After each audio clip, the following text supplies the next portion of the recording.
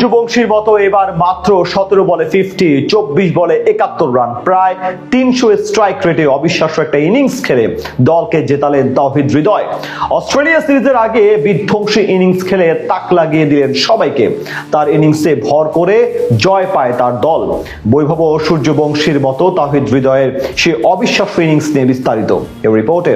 ভারতের সূর্যবংশীকে নিয়ে ক্রিকেট মহলে আফসোসের শেষ নেই। প্রতিটি দেশই আশা করে তার মতো একজন ক্রিকেটারের। বাংলাদেশও এর ব্যতিক্রম নয়। যদিও অল্প দিনে ভারতের এই তরুণ ক্রিকেটার যা করেছে তা এক কথায় অবিশ্বাস্য।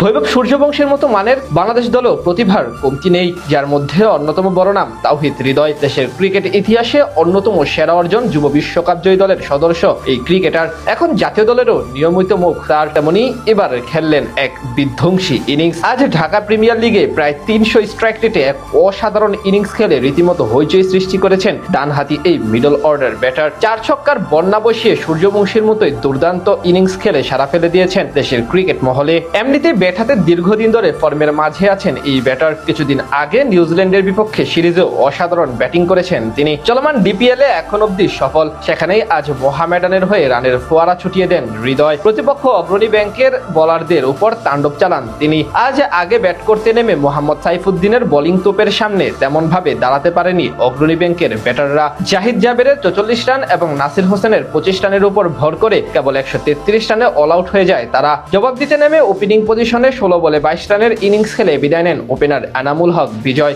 এরপর ব্যাট করতে আসেন তাওহিদ হৃদয়। ক্রিজে এসে প্রথম বলে বাউন্ডারি মেরে ইনিংস শুরু করেন তিনি।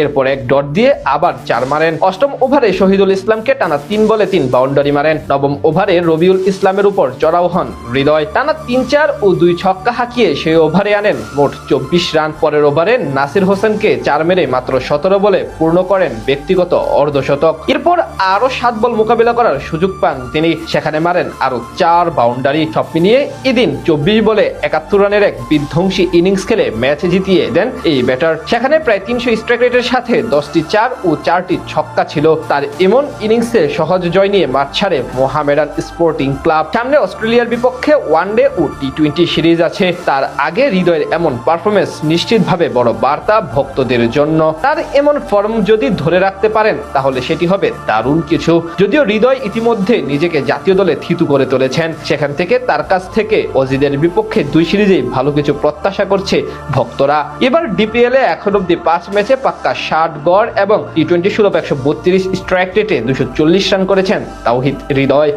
ভারতের সূর্যবংশীকে নিয়ে ক্রিকেট মহলে আফসোসের শেষ নেই। প্রতিটি দেশই আশা করে তার মতো একজন ক্রিকেটারের। বাংলাদেশও এর ব্যতিক্রম নয়।